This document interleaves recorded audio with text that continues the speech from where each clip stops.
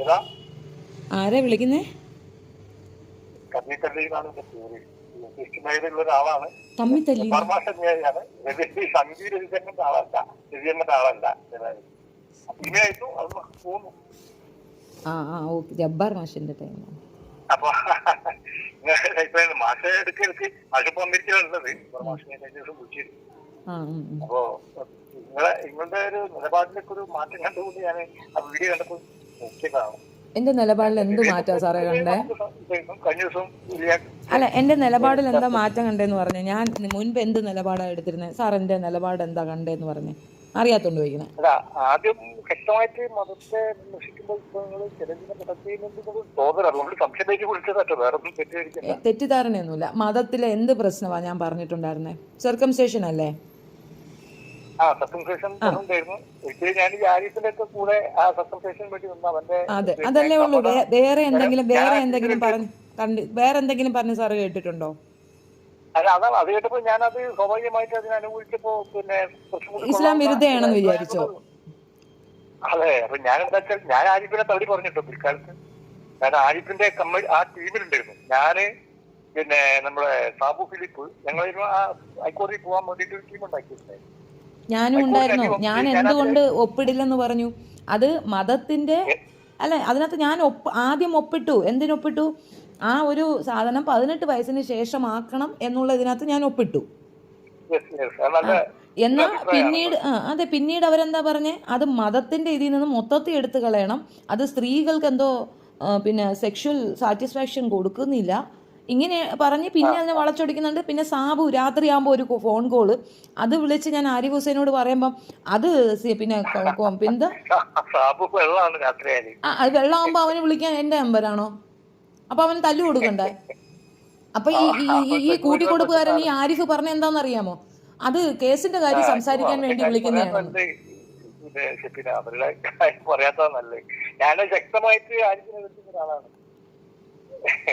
വെറും സംഘിവാദമല്ലേ അവൻ പറയണത്? വെറും സംഘി സമം പോയിരിക്കുന്ന മുഴുക്ക ജനൻ ടിവിയില് പെണ്ണുങ്ങളെ അപമാനിക്കുന്നത് അതൊക്കെ എന്തോന്നാണ്? അതെ, ജനൻ ടിവിയിൽ വന്നിട്ട് ഈ മുസ്ലിം വിരോധം മാത്രമാണ്, ഇസ്ലാമോഫോബിയ ശരിക്കും മാത്രമല്ല ഇസ്ലാമിന്റെ കഥകളൊക്കെ ആർവി ബാബു പോലത്തെ വിഷവിത്തുകൾക്ക് പറഞ്ഞു കൊടുക്കുന്നത് ഈ ആരിഫാണ്. അതിന് അവൻ എന്താ അറിയാന്നാണ്? അവന് വല്ല വാഴയ്ക്ക അറിഞ്ഞിട്ടാണോ അവൻ പറയുന്നേ?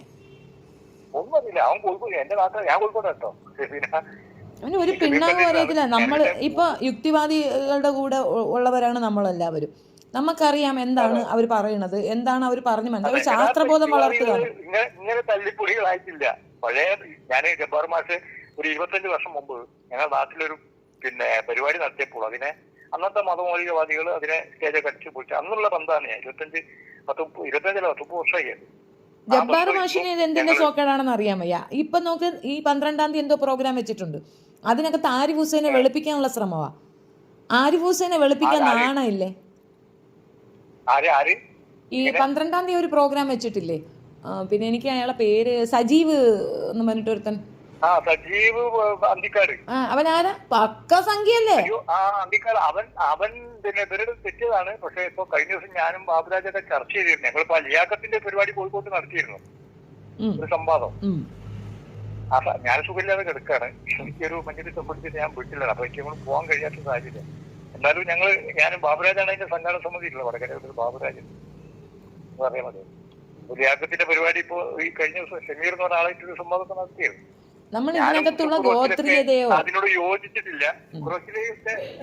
പിന്നെ ഞാൻ പറഞ്ഞ അതൊന്നും അല്ലല്ലോ ഇവിടെ ചർച്ച ചെയ്യപ്പെടേണ്ട വിഷയം എന്നുള്ളത് പറഞ്ഞു. അതാണ് ഞാനും പറയുന്നത്. നമ്മൾ ഗോത്രീയതയോ അതിനകത്തുള്ള പരിപാടിനോട് നമുക്ക് 100% യോജിപ്പൊന്നുമില്ല. ഇത് അതൊന്നും അല്ല. അവന് റീച്ച് ആവണം, അവൻ വലിയ മറ്റവനാണെന്ന് എല്ലാവരെ കൊണ്ടും പറയിക്കണം. അവൻ എന്താ അടുത്ത പ്രവാചകൻ, അതാണ് അവന്റെ ഒരു അതാണ്. അതിന് കുറെ പേരെ കൊണ്ട് വിളിപ്പിക്കുക. നിങ്ങൾക്കറിയോ, ക്ലബ് ഹൗസിൽ അവൻ നടത്തിയ കള്ളത്തരം അതിന്റെ കൂടെ ഇരുന്നവൻ വന്ന് പറഞ്ഞു. നമുക്ക് അറിയാം, മദ്രസകളെ ബേസ് ചെയ്തിട്ട്, മദ്രസകളെന്നല്ല വീടുകളിൽ പോലും കുട്ടികളെ ഉപദ്രവിക്കുന്ന ഒരു രീതിയുണ്ട്. അതിന് മതമൊന്നുമില്ല, അതിനൊരു മാനസിക രോഗമാണ്. അത് പറയണം, അത് വീണ്ടും വീണ്ടും പറയണം. അത് സമൂഹത്തിന് കൂടുതൽ ഇത് പറഞ്ഞു കൊടുക്കുക തന്നെ വേണം. കുട്ടികൾക്ക് മനസ്സിലാക്കി കൊടുക്കണം. ഇത് ഇസ്ലാം നല്ല ബന്ധമാണ്. ഞാനും താൽശ്ശേരി മാഷക്കാരൊക്കെ ചർച്ച ചെയ്തിരുന്നു. ഞാൻ അദ്ദേഹത്തിന്റെ വീട്ടിൽ പോയപ്പോ യാത്ര ചെയ്യാൻ പോയിരുന്നു. ഇങ്ങനെ ഇടയ്ക്കിടയ്ക്ക് വിളിക്കലുണ്ട് മാഷ് പലതിനെ ഇതിനാക്കുന്നുണ്ട്. എല്ലാ കാര്യങ്ങളും ഞങ്ങൾ ചർച്ച ചെയ്തു. ഈ മേലെ നടക്കുന്ന സംഭവങ്ങളെ അതിന്റെ അകത്തുള്ള കോൺഫ്ലിക്റ്റ് ഒക്കെ നമ്മൾ ശരിക്കും പറയുകയാണെങ്കിൽ അതൊക്കെ എടുത്ത് പരാമർശിക്കുകയുണ്ടായി. അപ്പൊ ഈ രവിചന്ദ്രനും അതുപോലെ ആരിഫ് ഹുസൈനും ഇങ്ങനെ ഒരു ടീം വേറെ, ജാമിദ അഭിനയിലിയാക്കത്ത് വേറെ ലെവലില്. ജാമിദ പക്കാ ഭ്രാന്തിയാണെന്ന് പറഞ്ഞാൽ പക്കാ എന്താ പറയണേന്ന് അറിയത്തില്ല. അത് നോക്കിയാ വായിക്കുന്നേ. ഒരു കോമൺ സെൻസ് വേണ്ട. ഇത് നമ്മളെ ബാധിക്കും. നമ്മളൊരു യൂട്യൂബറാണ്. നമ്മൾ പറയുന്ന കാര്യങ്ങൾ പിന്നീട് വിമർശനങ്ങളിൽ വരും. നമ്മളെ കള്ളിയാകാൻ ഈസി ആയിട്ട് സാധിക്കും. കാരണം അവന്മാർ എഴുതി കൊടുക്കുന്ന സാധനം ഇരുന്നങ്ങ് വായിക്കണി സ്ത്രീ വായിക്കാണ്. അല്ലാതെ യഥാർത്ഥത്തിൽ സത്യതാണ്. ആർഎസ്എസ് ഇവരെ സംരക്ഷിക്കുന്നുണ്ട്, ജാമിദിനും അതുപോലെ ആരിഫിനും, അതുറപ്പാണ്. അവരുടെ ഒരു ജിഹായിട്ടാണ് അവര് പ്രവർത്തിക്കുന്നത്. ഇപ്പോ ഈ പിന്നെ ദുബായ് ജയിലില് അടക്കപ്പെട്ട നമ്മുടെ അബ്ദുൽ ഖാദർ പുതിയങ്ങാടി പുള്ളി തിരിച്ചറിഞ്ഞ് രവിചന്ദ്രനടുത്ത് പോന്നു. ഇപ്പോ മാഷൊക്കെ കൂടെ നമ്മുടെ മാഷൊക്കെ ഒരു ലൈനായിട്ടും കൊണ്ട് പ്രവർത്തിക്കുന്നത് മാത്രം. പുള്ളി അത് വല്ലാതെ സംഘപരിവാർ പക്ഷത്തു നിന്ന് പറഞ്ഞപ്പോഴാണ്. ഇതിനു മുമ്പ് ഇയാൾ ഗൾഫിൽ നിന്ന് ജയിലിൽ വിട്ടപ്പോൾ നാട്ടിലെത്തി രവിചന്ദ്രന്റെ കൂടെ അങ്ങനെ വലിയ ആരാർപ്പണത്തെ നടത്തി സ്വീകരിച്ചിരുന്നു. പക്ഷെ തിരിച്ചറിഞ്ഞ് പുള്ളിയിൽ നിന്ന് മാറി. കഴിഞ്ഞ ദിവസം കോഴിക്കോട്ടെ പരിപാടിക്കൊക്കെ ഉണ്ടായിട്ടെന്ന് പറഞ്ഞു. വളരെ അവന്റെ വിഷയം വന്നപ്പോഴത്തേക്കാണ് നമുക്ക് ഇസ്ലാമിനെതിരെ സംസാരിക്കേണ്ടി വന്നത്. അബ്ദുൽ ഖാദറിന്റെ വിഷയം വന്നപ്പോഴത്തേക്കാണ് അവനെ ഇറക്കാൻ പോയതിനാണ് എനിക്ക് ഈ തെറി എത്രയും കേട്ടത്. ഞാനും കാരശ്ശേരി ഭാഷ ഞങ്ങള് ജപ്പാൻ ഭാഷ കൂടി ഒരു ടീം ഉണ്ടാക്കിയിട്ട് മുഖ്യമന്ത്രിക്ക് കൊടുക്കണം എന്നൊക്കെ തീരുമാനത്തിലെത്തിയിരുന്നു. അപ്പൊ ഇവരാണത് പൊളിച്ചത് തന്നെ ശരിക്കും പറഞ്ഞാൽ ആരിഫൊക്കെയാണ്. അന്ന് ആ ടീമിലായിരുന്നു ഞാനൊക്കെ ഉണ്ടായിരുന്നത്. സമ്മതിക്കില്ലായിരുന്നു. അവിടെ ഞാൻ ഗൾഫിൽ നിന്ന് ഞാൻ ചോദിക്കുന്നുണ്ടായിരുന്നു, നിങ്ങൾ ആരെങ്കിലും വന്നാൽ ഞാൻ കൂടെ വരാം, നമുക്ക് ചെയ്യാം. ഒരാളും വരാൻ തയ്യാറല്ലായിരുന്നു. പൈസ പിരിച്ചു. ഇവൻ പൈസ പിരിച്ചു ആരിഫ് അയാളുടെ പേർക്ക്. ഇവൻ പൈസ പിരിച്ചു ആരിഫ് അയാളുടെ പേർക്ക്. വേണ്ടി നടത്തിയിട്ടുണ്ടായിരുന്നു. ആ പണപ്പിരിവ് എടുത്തിട്ട് ഹൈക്കോടതി പോയി. ഹൈക്കോടതി പോയപ്പോൾ തന്നെ ഞാൻ പതിക്ക് നടക്കാൻ പോകുന്നില്ല. പിന്നെ ഇവരുടെ നീക്കങ്ങൾ ഈ സാബുവിന് പണിയില്ല. ഞാനൊരു കേസായിട്ട് ബന്ധപ്പെട്ടിട്ട് സാബുവിന്റെ അടുത്ത് പോയപ്പോൾ സാബു ഒന്ന് വെള്ളം അടിച്ചിട്ട് അയാളുടെ വീട്ടിൽ പാലക്കാട് വീട്ടില് ഞാൻ അതോടുകൂടി അയാളെ അന്ന് ബഹിഷ്കരിച്ചാണ്. അപ്പൊ സാബുവിനോട് ആ കാര്യമായിട്ട് ബന്ധപ്പെട്ട് പറയുമ്പോൾ സാബുവിന്റെ നിലപാട് അന്ന് മനസ്സിലാക്കിയ. പിന്നെ ഞങ്ങള് ഈ ചെറിയ വ്യത്യാസങ്ങൾ ഉണ്ടായോ? അല്ല, സാബു ഇവിടെ എന്റെ മോന്റെ കാലി പിടിച്ച് മാപ്പ് പറഞ്ഞു. സാബു മോനെ വിളിച്ചിട്ട് മാപ്പ് പറഞ്ഞു, ഞാൻ ഇനി ചെയ്യത്തില്ല. സാബു രാത്രി വിളിച്ചിട്ട് സർക്കംസെഷനെ പറ്റി സംസാരിക്കാനെന്ന് പറഞ്ഞിട്ട് വൃത്തിയോട് കുറച്ചില്ലായിരുന്നു. 9 മണിയാകുമ്പോ അവന്റെ ഒരു കോളുണ്ട്. അവൻ ആരായിരുന്നാലും എന്റെ ചെറുക്കന്റെ കാലി പിടിച്ചോണ്ടാണ് അവനെതിരെ കേസ് കൊടുക്കായിരുന്നത്.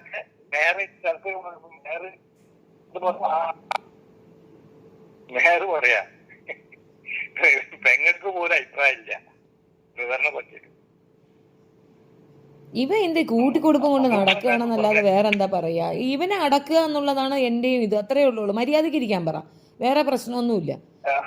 ഇങ്ങനെ ഇതൊന്നും അല്ല വിമർശനം. ഇതൊക്കെയാണോ വിമർശനം?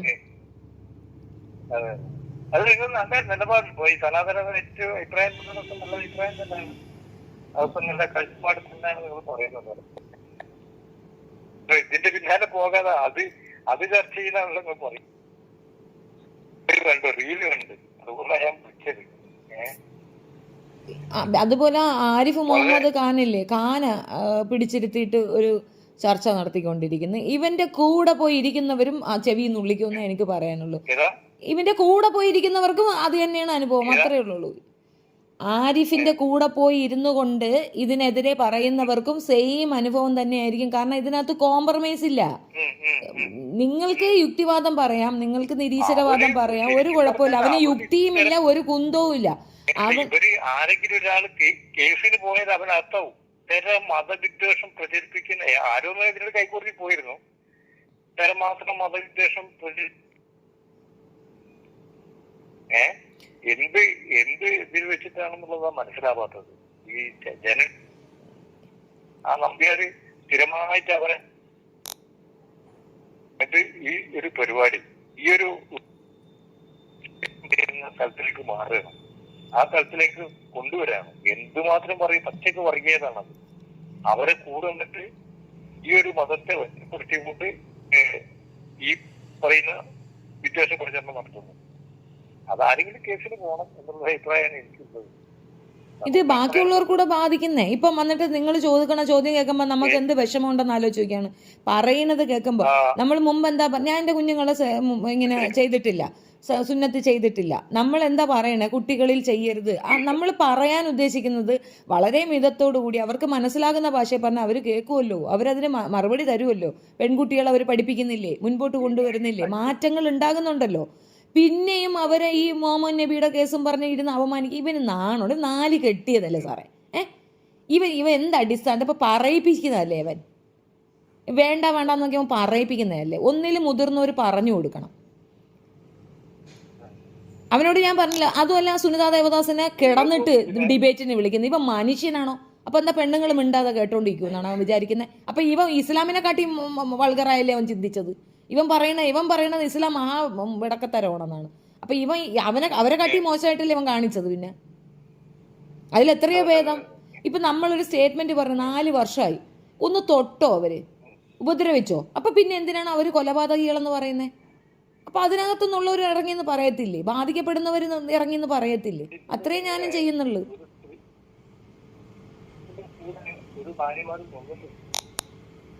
അവന് 4 ഭാര്യമാരില്ലേ? നാലാമത്തതല്ലേ ഇപ്പോൾ ഉള്ളതൊരു ഹിന്ദു മതത്തിലുള്ള പെണ്ണാണെന്ന് തോന്നുന്നു. അപ്പൊ 4മത്തതാണ്. അങ്ങനെയാ അറിഞ്ഞത്. എന്നോട് 3 ഉണ്ടെന്ന് പറഞ്ഞു, 3ാമത്തെ കല്യാണമെന്ന് പറഞ്ഞിരുന്നു.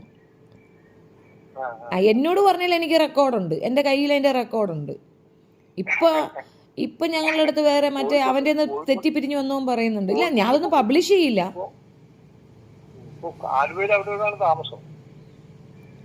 ഒളിച്ചു താമസമല്ലേ? അവർ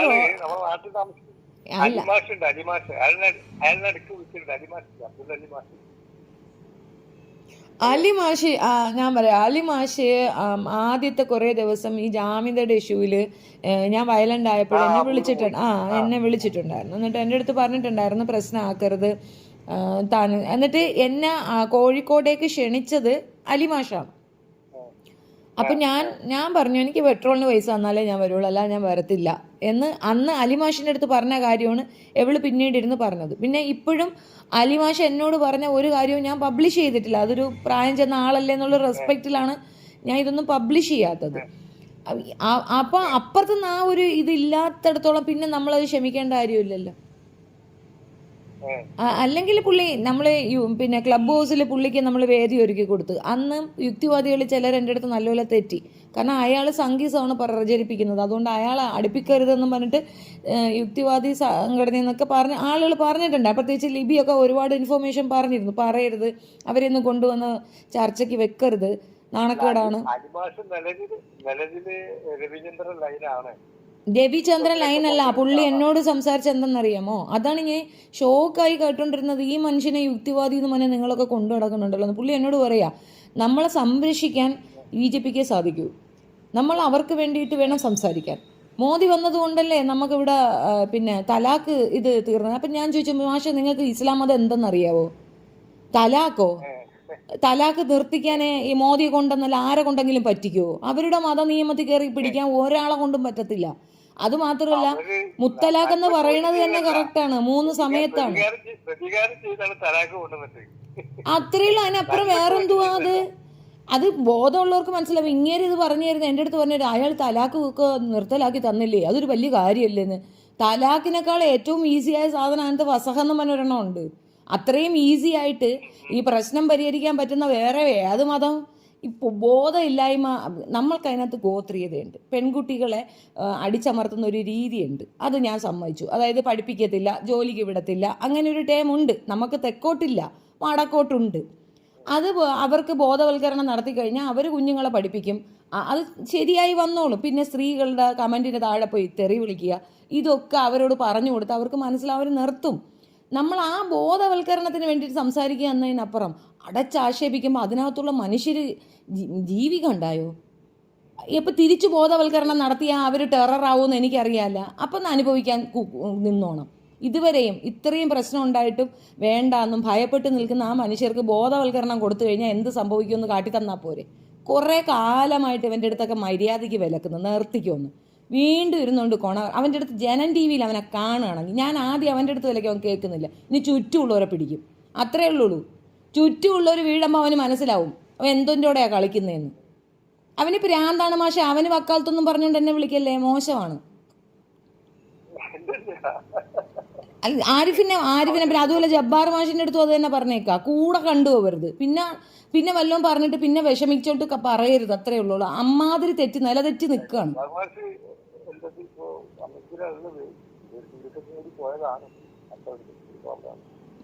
ലിയാഖത്തിന് അറിയാം ഇവൻ പ്രചരിപ്പിക്കുന്നതൊക്കെ ICS തീവ്രവാദികൾ പ്രചരിപ്പിക്കുന്ന കണക്കുള്ള സാധനങ്ങളാണ്. അത് ഒരടിസ്ഥാനവുമില്ലാത്ത ഈ നാട്ടിലെ മനുഷ്യർ അതൊന്നും ഫോളോ ചെയ്യാത്തതാണ് എന്ന് വ്യക്തമായിട്ടറിയാം. ഇവിടെ നടക്കുന്നത് സംഘി തീവ്രവാദമാണ്. സംഘികളെ കൊണ്ടാണ് ഇവിടെ നയ്ക്കപ്പുറതി ഇല്ലാത്തത്.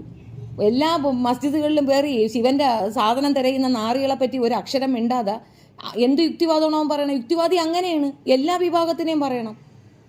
ഇവന് ഇസ്ലാമിനെ മാത്രമേ അറിയുള്ളൂ. അപ്പം അത് ഈസി ഗോ. അതാണ് എൻ്റെ ഒരു അവസ്ഥ. പക്ഷെ ഈ ആദ്യത്തിലൊരു മാന്യമായ രീതിയായിരുന്നു പ്രവർത്തകർക്ക് ഉണ്ടായിരുന്നത്. അത് നഷ്ടപ്പെട്ടു. അതിന്റെ കാരണക്കാരൻ രവിചന്ദ്രനും ഈ ആരിഫൊക്കെയാണ്. അതാണ് നമ്മളിത് മനസ്സിലാക്കേണ്ടത്. യൂട്യൂബ് നോക്കി പറയുന്നത് പോലെയാണോ മാഷൊക്കെ പറയണത്? അപ്പോൾ പിന്നെ അത് കുറച്ചുകൂടെയൊക്കെ ആധികാരികമായി മനസ്സിലാക്കിയ ഒരു മനുഷ്യനെന്ന നിലയിൽ ഇത് ചുമ്മാ ഇല്ല. ഇപ്പം ജബ്ബാർ മാഷിൻ്റെ ലൈനും സെയിം തന്നെയാണ്. എങ്ങനെയാണെന്നറിയാമോ? ഒരു വീഡിയോ ഇടാണ്, ഞാനിത് സംഘികൾക്ക് വേണ്ടിയിട്ടല്ല പറയുന്നത്, പക്ഷെ സംഘികളാണ് അത് എടുത്തോണ്ട് പോണേന്നുള്ള ബോധം വേണ്ടായോ? പലപ്പോഴും അത് തുറന്നു കാണിക്കപ്പെടുന്ന പഴയ രീതിയാണ് യഥാർത്ഥത്തിലുള്ളതായിരുന്നു. പക്ഷെ ഇന്ന് അതിന്റെ രൂപവും ഭാവവും ഒക്കെ മാറി. പിന്നെ കൊല്ലം ഭാഗത്തായിരിക്കും. ഞാൻ കോട്ടയത്താ താമസം. അതെ, ഓക്കെ, ഞാൻ പിന്നെ വിളിക്കാം. ശരി ആയിക്കോട്ടെ.